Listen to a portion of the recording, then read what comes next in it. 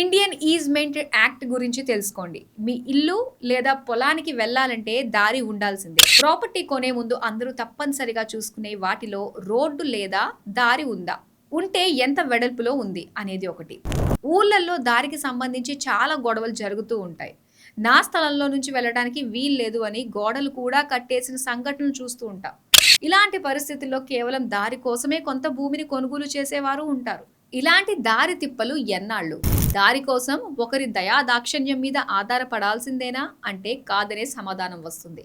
ఎందుకంటే దారికి సంబంధించిన మన దేశంలో ఓ చట్టమే ఉంది. దాని పేరే ఇండియన్ ఈజ్మెంట్ యాక్ట్ 1882.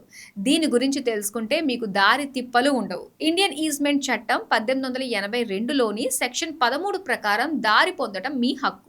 మీ పొలానికి వెళ్ళడానికి ప్రత్యామ్నాయ మార్గం లేనప్పుడు మీ ముందు ఉన్న పొలం వారు దారి ఇవ్వాల్సిందే. ఇది వారి దయ కాదు, మీ ప్రాథమిక అవసరం. అలాగే 20 ఏళ్లుగా ఒక మార్గాన్ని మీరు వాడుతూ ఉంటే అది మీ శాశ్వత హక్కుగా మారుతుందని సెక్షన్ 15 చెబుతోంది. విలేజ్ మ్యాప్లో లేకపోయినా ఎఫ్బిఎంలో నమోదు కాకున్నా ఒక దారిని మీరు 20 ఏళ్లుగా నిరంతరాయంగా వాడుతూ ఉంటే దానిపై శాశ్వత హక్కు వస్తుంది. దీనిని అడ్డుకునే అధికారం మీ ముందు పొలం వారికి ఉండదు.